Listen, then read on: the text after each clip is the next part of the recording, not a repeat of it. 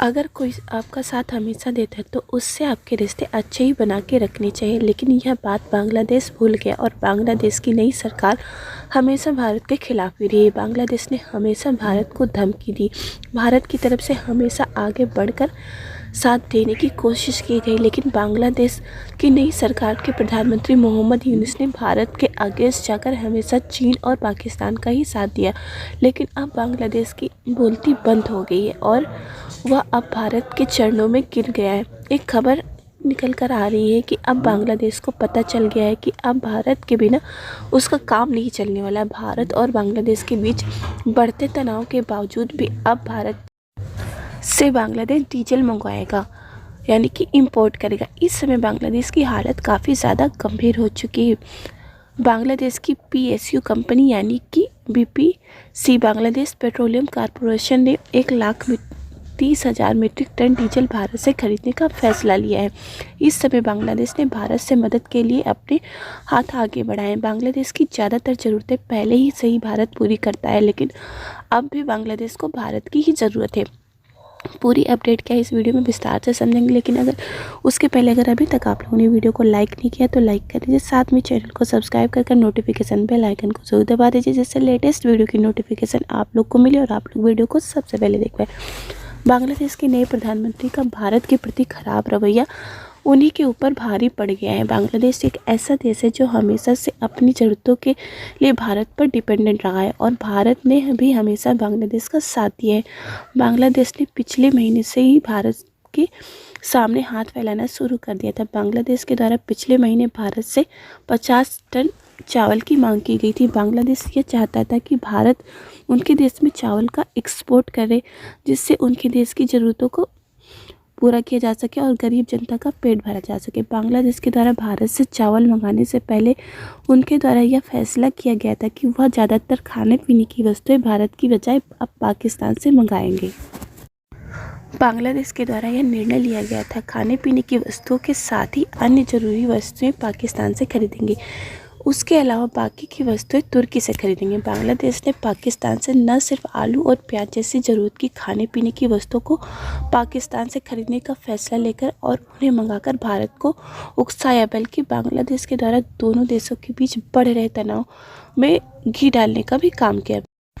बांग्लादेश के द्वारा लिए गए इस गलत निर्णय के कारण भारत ने भी बांग्लादेश में खाने पीने की वस्तुओं पर एक्सपोर्ट पर रेस्ट्रिक्शन लगाने शुरू कर दिए। इससे बांग्लादेश ने खाने पीने की वस्तुओं को पाकिस्तान से मंगाना शुरू कर दिया। बांग्लादेश में 2024 में पहली बार कोई शिपमेंट जहाज़ पर लोड होकर बांग्लादेश के चटगांव बंदरगाह पर पहुंची या पाकिस्तान से आई थी। बाद में जब यह बात पता चली कि पाकिस्तान से जो बांग्लादेश में सीधे शिपमेंट आ रहे हैं, इसमें खाने पीने की वस्तुएं हैं जो कि काफ़ी ज़्यादा ज़रूरी हैं, इससे जो पाकिस्तान के कराची बंदरगाह के शिपमेंट बांग्लादेश के चटगांव बंदरगाह पर आई थी, उनमें 50,000 टन चीनी भी मौजूद थी। यह बात सबके सामने आई। दिसंबर के महीने में यह बात साफ हो गई थी कि बांग्लादेश ने पाकिस्तान से न सिर्फ खाने पीने की वस्तुओं को खरीदने का फैसला लिया है, बल्कि उन्होंने इसे पाकिस्तान से मंगाना भी शुरू कर दिया। यह बात भारत को उकसाने के लिए काफ़ी थी, लेकिन भारत को यह बात मालूम थी कि भारत के बिना बांग्लादेश का काम नहीं चलने वाला है।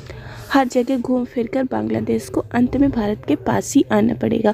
भारत के लिए ये अच्छी बात यह है कि भारत ने जैसा सोचा था वैसा ही हुआ। बांग्लादेश ने दिसंबर 2024 में ही भारत के सामने अपने घुटने को टेक दिया था और भारत के आगे गिड़गिड़ाने लगा कि भारत उन्हें 50,000 मीट्रिक टन चावल का निर्यात करे ताकि वह अपनी जनता का पेट भर सके। बांग्लादेश के द्वारा पाकिस्तान से खाने पीने की वस्तुओं को तो मंगाना शुरू कर दिया गया, लेकिन जब पहले ही शिपमेंट में उसकी ट्रांसपोर्टेशन कॉस्ट का बिल जब प्रधानमंत्री मोहम्मद यूनुस के सामने आया तो उनकी आंखें फटी की फटी रह गई, क्योंकि बांग्लादेश और पाकिस्तान के बीच की दूरी ज़्यादा होने के कारण ट्रांसपोर्टेशन कॉस्ट भी काफ़ी ज़्यादा बढ़ गई। इस कॉस्ट के कारण पाकिस्तान के से खाने पीने की वस्तुओं को मंगाने की कॉस्ट 1.5 से 2 गुना ज़्यादा लागत पर मिल रही थी। बांग्लादेश की हालत ऐसी नहीं है कि वह इतनी अधिक कॉस्ट देकर पाकिस्तान से खाने पीने की वस्तुओं को हमेशा के लिए खरीद सके। आप सभी लोगों को पता ही है कि बांग्लादेश की अर्थव्यवस्था की हालात कैसी हो चुकी। इसके साथ ही बांग्लादेश का फॉरेक्स रिजर्व में इनका विदेशी मुद्रा भंडार भी बहुत कम हो गया है, मतलब ना के ही बराबर है। बांग्लादेश के द्वारा कई बार भारत से चावल की मांग की जाने के बाद भारत बांग्लादेश को चावल का एक्सपोर्ट करने के लिए राज़ी हो गया और भारत के द्वारा लगभग 2 लाख टन चावल का एक्सपोर्ट बांग्लादेश को किया गया। भारत की तरफ से बांग्लादेश को चावल का एक्सपोर्ट करने के 2 बहुत बड़े कारण हैं। पहला कारण यह है कि भारत और बांग्लादेश के बॉर्डर पर स्मगलिंग के केस बढ़ गए हैं। दूसरी बात यह है कि अगर भारत ऐसा न करता तो भले ही बांग्लादेश को महंगे दामों पर चावल मिलता, लेकिन किसी न किसी तरीके से अपनी जनता का पेट भरने के लिए पाकिस्तान से बांग्लादेश चावल खरीदता, तो इसी बहाने बांग्लादेश में सिर्फ गोला बारूद वाले सामान आते, बल्कि वहाँ से आतंकी भी आते जो कि भारत के लिए बहुत बड़ा खतरा उत्पन्न कर सकते थे। अब बांग्लादेश को यह एहसास हो गया कि भारत के बिना उनका काम चलने वाला ही नहीं है।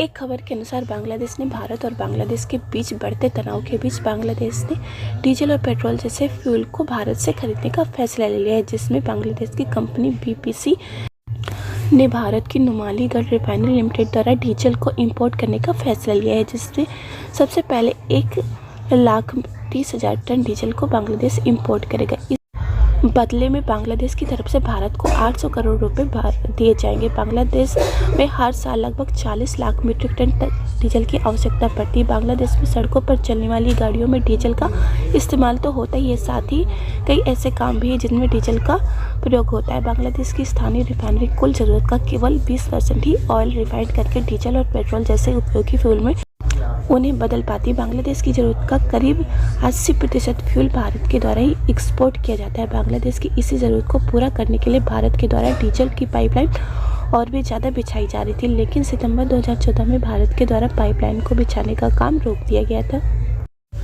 यह उस समय की बात है जब बांग्लादेश के नए प्रधानमंत्री ने भारत का विरोध करना शुरू किया था। तब भारत ने यह तय कर लिया था कि अब चाहे कुछ भी हो जाए, लेकिन बांग्लादेश में अब पाइपलाइन को नहीं बिछाया जाएगा। लेकिन अब यहाँ पर यह सवाल उठता है कि क्या भारत बांग्लादेश को डीजल का एक्सपोर्ट करेगा?